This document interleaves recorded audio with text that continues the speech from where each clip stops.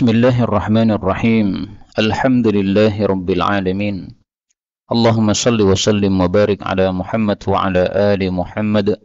Allahumma anfa'na bima 'allamtana wa 'allimna ma yanfa'una wa zidna ilma wa barik lana fi ilmina. Warzuqna al-ikhlasa fil qawli wal 'amali kamila wa ilman nafi'an la yunsa wa tawfiqan daima wa sihhatan wa yaqinan wa afiyah. اللهم اشف مرضانا اللهم اشف مرضانا اللهم اشف مرضانا اللهم انصر المجاهدين اللهم ارحم المستضعفين اللهم دمر أعداء الدين ربنا اطمس على أموالهم آمين يا رب العالمين. Alhamdulillah kaum muslimin rahimani wa rahimakumullah. Kita lanjutkan kajian tafsir Quran sehari sehalaman. Dan kita sudah sampai pada halaman 201 yaitu surah At-Taubah ayat 87 sampai 93 insyaallah taala. A'udzu billahi as-sami'il 'alim minasy syaithanir rajim min hamzihi wa nafthihi wa nafthihi. Radu bi an yakunu ma'al khawalif wa tubi'a 'ala qulubihim fahum la yafqahun. لكن الرسول والذين آمنوا معه جاهدوا بأموالهم وأنفسهم وأولئك لهم الخيرات وأولئك هم المفلحون أعد الله لهم جنات تجري من تحتها الأنهار خالدين فيها ذلك الفوز العظيم وجاء المعذرون من الأعراب ليؤذن لهم وقعد الذين كذبوا الله ورسوله سيصيب الذين كفروا منهم عذاب أليم ليس على الضعفاء ولا على المرضى ولا على الذين لا يجدون ما ينفقون حرج إذا نصحوا لله ورسوله ما على المحسنين من سبيل والله غفور رحيم ولا على الذين إذا ما أتوك لتحملهم قلت لا أجد ما أحملكم عليه تولوا وأعينهم تفيض من الدمع حزنا ألا يجدوا ما ينفقون إنما السبيل على الذين يستأذنونك وهم أغنياء رضوا بأن يكونوا مع الخوالف وطبع الله على قلوبهم فهم لا يعلمون. Alhamdulillahirabbil alamin. Allahumma arhamna bil Qur'ani amin. Pada ayat-ayat yang kita baca ini ada beberapa kata yang boleh dibaca dengan dua bacaan. Yang pertama pada ayat 87 wa tubi'a ala. Ini ain ketemu dengan ain, ini boleh idgham menjadi wa tubi'a ala. Kemudian pada ayat 90 al-mu'adzirun boleh dibaca al-mu'adzirun.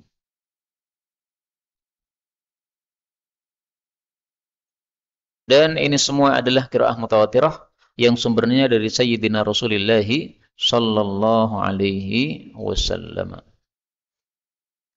Adapun tafsirnya secara ringkas, Allah Subhanahu wa taala katakan pada surah At-Taubah ayat 87. Radu, mereka orang-orang munafik itu ridha bi ayyakunu, bahwasanya mereka menjadi ma'al khawalif, bersama orang-orang yang tertinggal, yaitu yang tidak ikut perang. Wa tubi'a, dan telah disegel ala qulubihim, pada hati mereka. Fahum, maka mereka itu la yafqahun, tidak paham. Kaum muslimin rahimani wa rahimakumullah. Pada ayat sebelumnya sudah dijelaskan bahwa orang-orang munafik, mereka tandanya adalah tidak berani berperang karena mereka tidak punya keyakinan terhadap pahala. Pada ayat yang lalu sudah dijelaskan bahwa orang-orang munafik yang mereka kaya-kaya justru karena kayanya itu tidak berani jihad. Karena kalau dia kaya, punya banyak harta, dia cinta kepada hartanya, khawatir kalau dia mati meninggalkan harta tersebut. Itulah yang disebutkan oleh Allah pada ayat sebelumnya. Allah mengatakan ista'dzanaka ulut tauli minhum. Orang-orang kaya justru minta izin dari berperang. Mestinya kaya itu kesempatan untuk perang lebih banyak.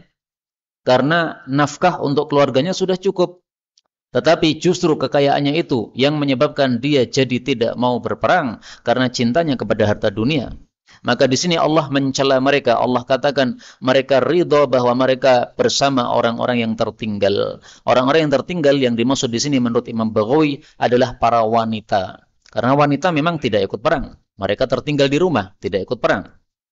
Jadi maka maksud ayat ini adalah mereka memposisikan diri mereka seperti posisi para wanita. Laki-laki banci, tidak punya keberanian sama sekali. Laki-laki yang tidak punya kelaki-lakian, tetapi sifatnya sifat perempuan. Maka mereka ridho bersama para perempuan-perempuan. Dan itu sebabnya adalah karena tubi'a ala qulubihim. Karena hatinya sudah disegel oleh Allah. Disegel artinya sudah dikunci, sudah ditutup. Tidak ada kesempatan hidayah masuk ke dalamnya. Siapa yang mensegel watubi'a dan disegel? Siapa yang mensegel?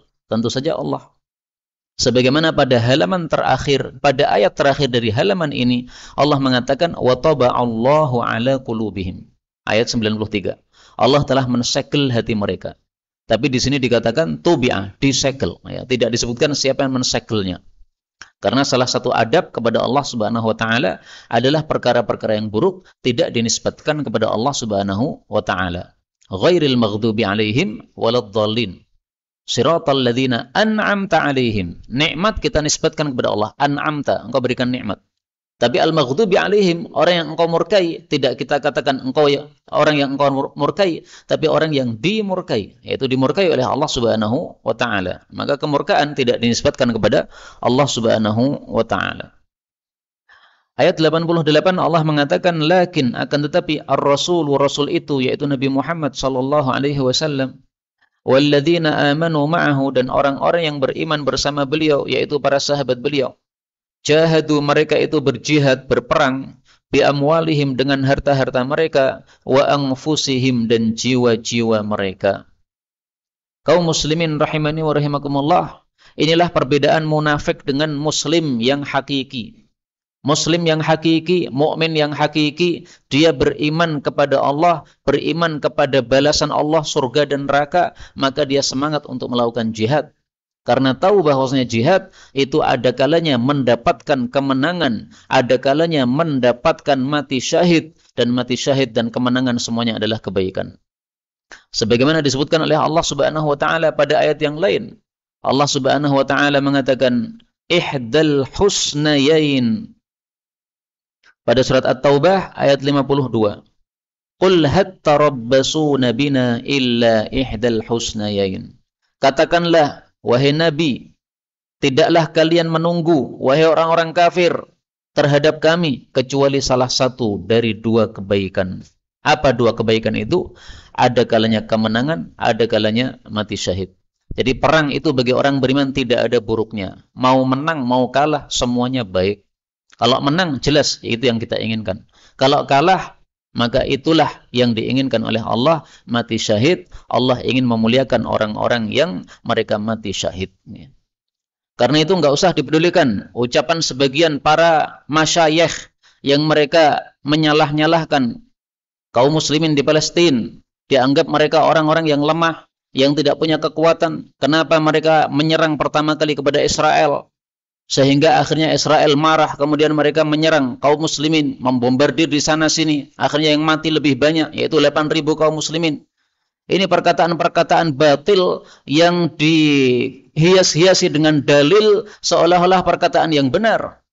Padahal sebenarnya mereka tidak tahu hakikatnya apa yang terjadi di Palestina. Orang Palestina lebih paham kondisi mereka daripada orang yang luar. Sehingga kalau orang luar nggak paham, nggak usah ngomong. Yang ngomong biarkan yang paham, yaitu orang sana lebih paham.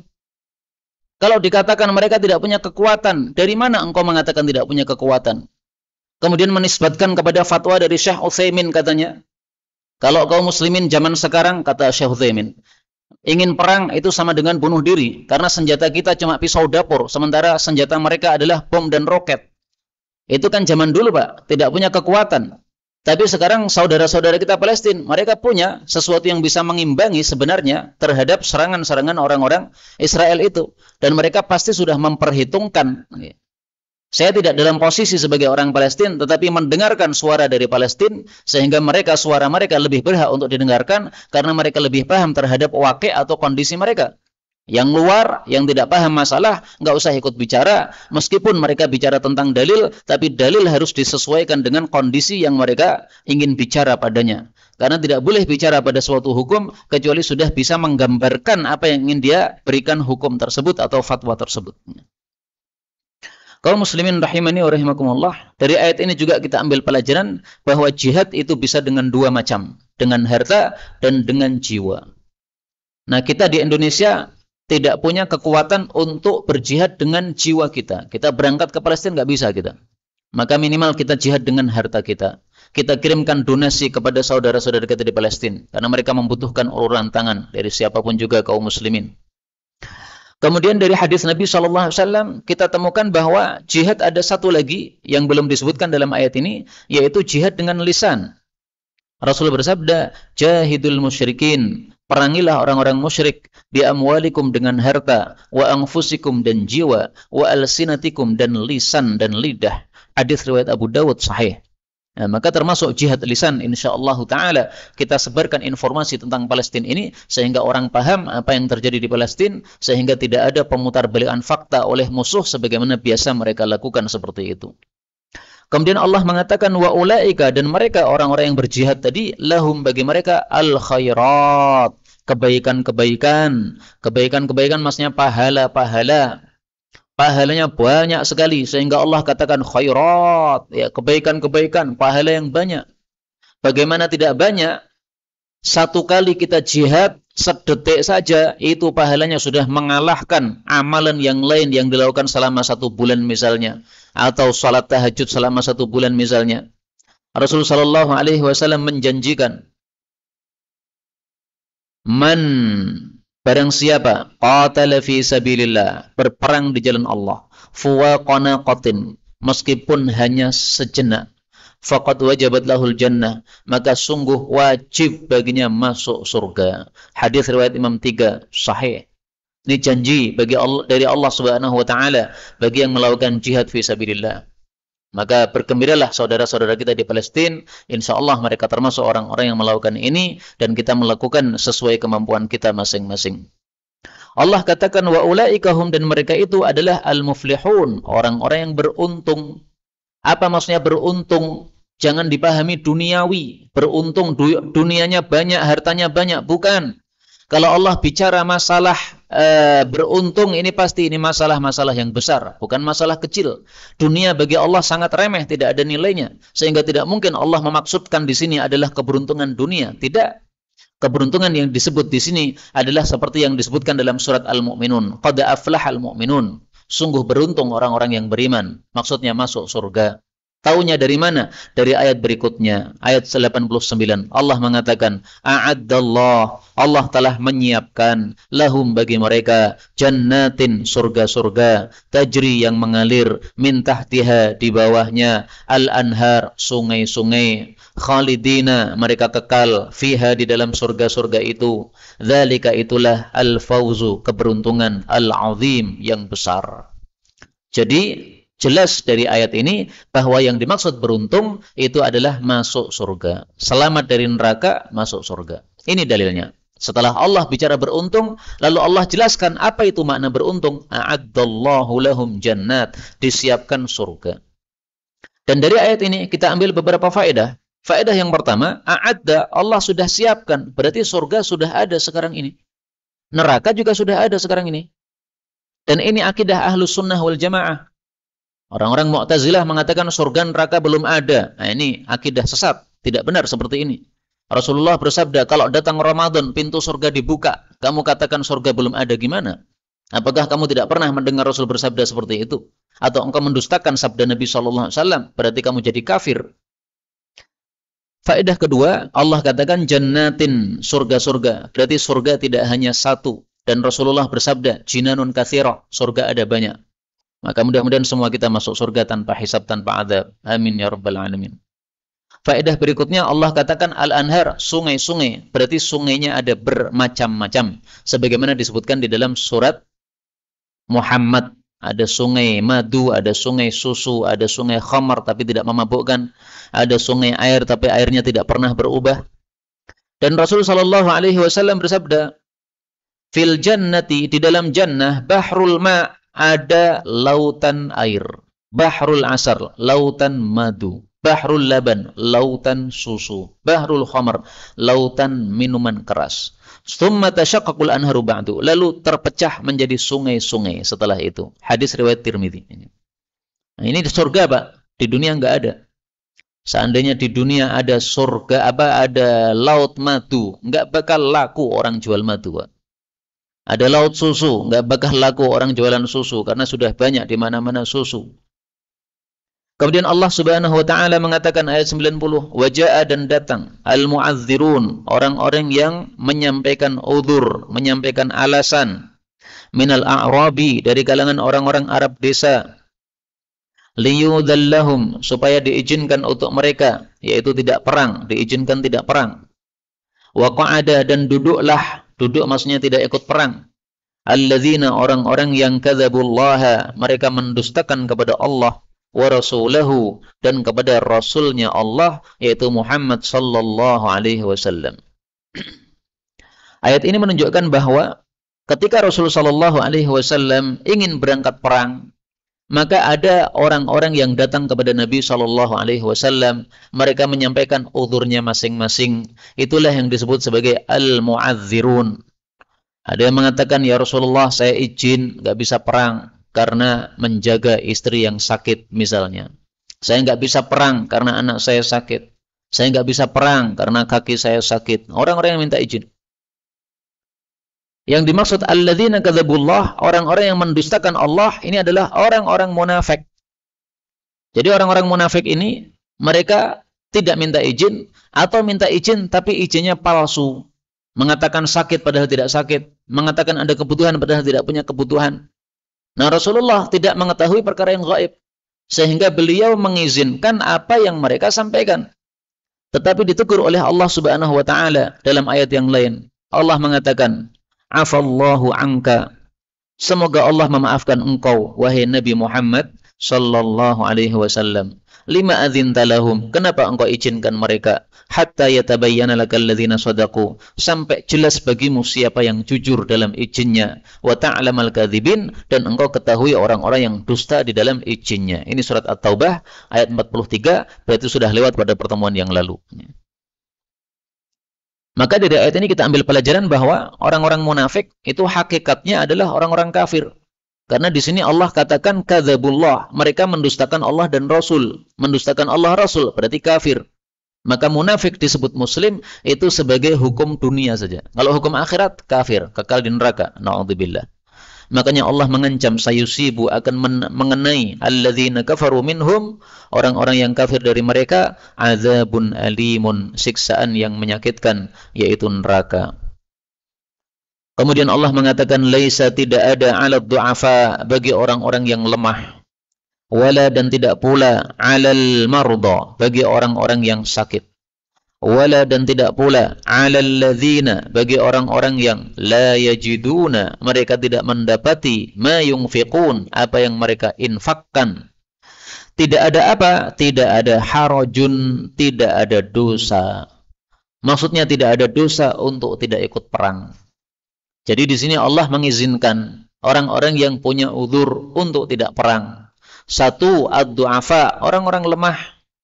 Misalnya orang-orang tua renta yang sudah tidak bisa naik di atas kuda, jangan ikut perang. Karena kalau ikut perang malah jadi beban nanti. Naik di atas kuda langsung jatuh, malah jadi beban. Nggak bisa angkat senjata. Angkat senjata malah jatuh. Nggak bisa manah, udahlah di rumah saja. Mereka memang tidak punya kekuatan, tidak mampu. Dan dari sini diambil pelajaran bahwasanya Islam itu agama yang mudah. Sehingga Rasulullah SAW bersabda, ad-dinu yusrun, sesungguhnya agama itu mudah. Hadis riwayat Bukhari, nggak ada yang susah. Begitu ada sebab, ada udzur, maka diizinkan oleh Allah Subhanahu wa taala. Seperti pada puasa Ramadan, kita safar, ini udzur. Safar biasanya zaman dulu lelah, susah, karena naik onta, panas, padang pasir. Nah, boleh tidak puasa Ramadan. Bahkan sekarang pun kita safar nyaman, ada AC-nya di bis, masih boleh, itu hukumnya tidak dihapus oleh Allah sampai hari kiamat. Ad-dinu yusrun, agama mudah. Kemudian al-mardo, orang-orang yang sakit. Artinya sebenarnya dia orang kuat. Kalau yang pertama tadi ini orang lemah, memang nggak pernah punya kekuatan. Tapi kalau mardo, ini orang-orang yang asalnya kuat, tapi kemudian sakit, gara-gara sakit, jadi lemah, jadi tidak kuat. Maka du'afa ini yang asalnya memang lemah. Kalau mardo ini lemah yang datang hanya sebentar. Nanti kalau sudah sehat dia kuat lagi. Ini pun diizinkan oleh Allah Subhanahu wa taala. Dan orang-orang yang seperti ini, kalau mereka dalam hati ada niatan ikut perang, maka sudah mendapatkan pahala meskipun tetap duduk di kota Madinah tidak ikut perang. Karena sudah ada niatnya. Dalilnya dua. Rasulullah sallallahu alaihi wasallam bersabda, "Wa innama likulli imri'in ma nawa." Masing-masing orang mendapatkan apa yang dia niatkan. Hadis muttafaqun alaih. Dia sudah niat tetapi ternyata sakit. Pahala jihad masih ada, sudah ada. Dalil yang kedua, Rasulullah sallallahu alaihi wasallam bersabda, "Inna aqwaman bil Madinah." Sesungguhnya ada kaum-kaum di Madinah, khalfana, di belakang kita, alias tidak ikut dalam perang ini. Ma salakna syi'ban wala wadiyan. Tidaklah kita menempuh lereng gunung maupun lembah illa wahum ma'ana, kecuali mereka bersama kita alias sama-sama dapat pahala. Kok bisa? Habasahumul udhru, mereka tertahan oleh udhur. Dalam riwayat yang lain al-marad, tertahan oleh sakit. Sudah ada niatan jihad tapi kemudian sakit, enggak jadi berangkat. Ini mereka sudah dapat pahala. Padahal layah-layah di rumah dapat pahala. Kenapa? Niat. Ini juga termasuk keindahan dan kemudahan agama Islam. Islam tidak memaksa kita sesuatu yang kita tidak mampu, tetapi mengizinkan kita untuk izin ketika ada suatu sebab atau suatu uzur. Yang ketiga yang boleh tidak perang adalah la yajiduna ma yunfiqun. Orang-orang yang tidak memiliki nafkah untuk perang. Perang kan butuh nafkah, Pak. Berangkat perang, ini perlu kendaraan, kuda, kemudian uang. Istri yang ditinggal harus ditinggali uang untuk makan dan minumnya. Anaknya juga begitu. Ini nggak punya apa-apa. Dia harus tetap bekerja, mencari nafkah untuk anak istrinya. Karena kalau dia tidak bekerja, nggak ada yang dimakan oleh anak istrinya. Tidak ada kuda untuk berangkat perang. Tidak ada pedang untuk perang. Orang miskin, betul mereka. Nah, ini diizinkan oleh Allah, harajun. Tidak ada dosa untuk tidak perang. Maka Islam ini agama yang mudah.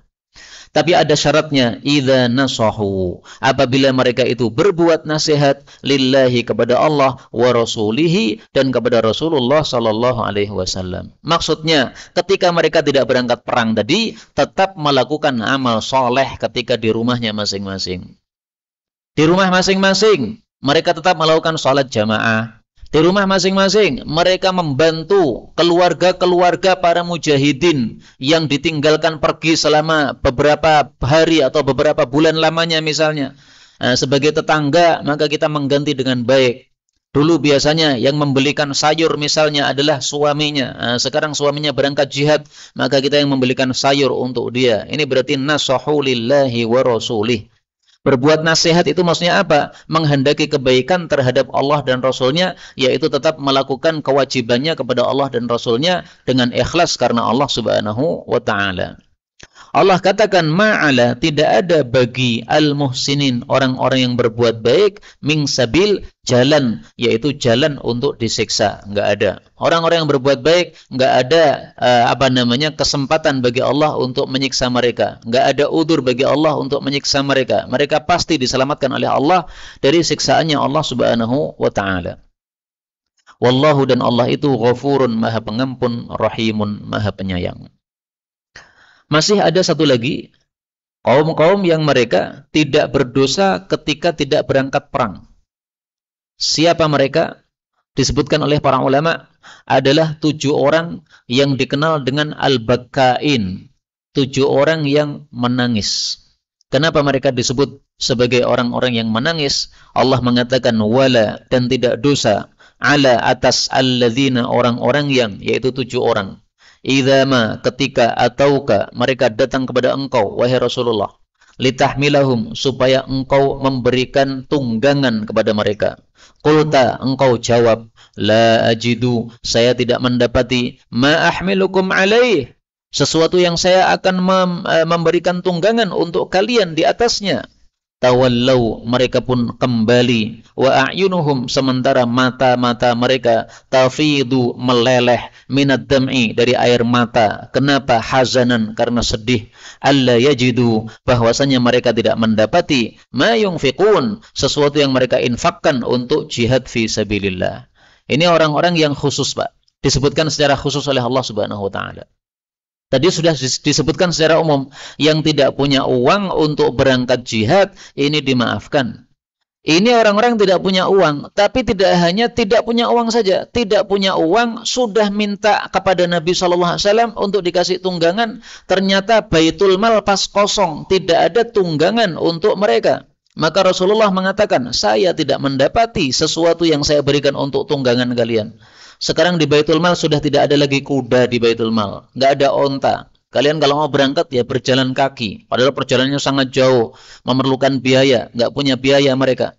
Maka mereka pulang dalam keadaan nangis. Nah, karena nangisnya ini, kemudian Allah Subhanahu wa taala mentasjil atau menulis sikap mereka ini di dalam Al-Quran. Maka mereka dikenal sebagai al-bakain, orang-orang yang menangis karena tidak mampu ikut dalam jihad fi sabilillah.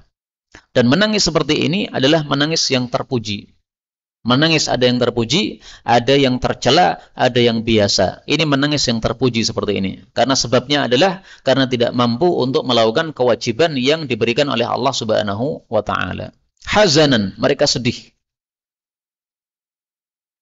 Maka sedih yang disebabkan karena terlewatnya satu kebaikan yang bisa kita lakukan, tetapi menjadi terlewat sehingga kita tidak bisa melakukannya, ini sedih yang terpuji sehingga disebutkan oleh Allah Subhanahu wa taala dalam Al-Qur'an. Misalnya kita sudah siap-siap sebelum tidur untuk nanti malam jam 3 salat tahajud. Ternyata karena saking lelahnya siang hari bekerja, maka jam 3 tidak bisa bangun. Bangun baru jam 4 adzan subuh. Orang bangun dalam keadaan sedih. Ini sedih yang terpuji seperti ini. Ini sedih yang dimuliakan oleh Allah Subhanahu wa taala. Karena sedihnya muncul gara-gara terlewatnya satu amalan yang baik. Sama dengan ini, sedih karena tidak bisa ikut jihad fi sabilillah. Makanya ada ungkapan para ulama mengatakan, an tanama fatahzan khairun min an taquma fata'jab. An tanama fatahzan, Anda tertidur tidak salat tahajud lalu ketika bangun sedih. Khairun, itu lebih baik, min an taqum, daripada engkau tahajud fata'jab, lalu kamu takjub, kamu senang dengan tahajudmu itu. Maksudnya kamu merasa bangga, merasa takjub dengan amalanmu tersebut. Ini bukan sesuatu yang baik. Kalau kita melakukan amal kebaikan, senang kita bukan dalam rangka takjub atau bangga, tetapi senang kita karena mensyukuri nikmat Allah Subhanahu wa taala. Alhamdulillah, Allah berikan saya nikmat sehingga saya bisa bangun. Nah, senang seperti ini enggak ada masalah. Tapi kalau senang takjub, maka inilah yang tercela, tidak sepantasnya orang takjub dengan amalan yang dia lakukan. 93 Allah mengatakan, innama, sesungguhnya tiada lain, as-sabilu, jalan itu, yaitu siksaan itu, ala, bagi alladzina, orang-orang yang yasta'dzinunaka, mereka minta izin kepada engkau, wahum aghniya, sementara mereka adalah orang-orang yang kaya. Jadi orang-orang yang kaya punya harta tetapi membuat alasan, membuat-buat alasan, itulah yang mendapatkan sabil, mendapatkan jalan untuk disiksa oleh Allah Subhanahu wa taala. Dan Allah Maha tahu, Pak, apakah ini udurnya betul ataukah udurnya cuma buatan saja. Allah Maha tahu. Tidak mungkin Allah ditipu. Allah kemudian mencela mereka, radu, mereka ridho, bi ayyakunu, bahwasanya mereka menjadi ma'al khawalif, bersama orang-orang yang tertinggal, yaitu para wanita. Ini diulang lagi oleh Allah Subhanahu wa taala seperti ayat yang awal kita baca tadi. Jadi bagian awal dari halaman ini isinya sama dengan bagian akhir dari halaman ini. Kita lihat lagi yang pertama tadi, radu bi ayyakunu ma'al khawalif, sudah disebutkan.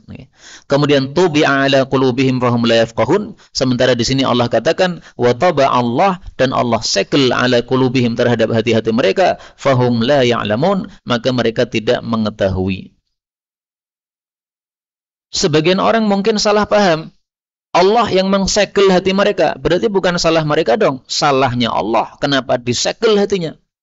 Kalau Allah mau kan bisa dibuka hatinya, kenapa disegel? Nah, ini perkataan orang yang tidak paham. Allah tidak akan berbuat zalim kepada hamba.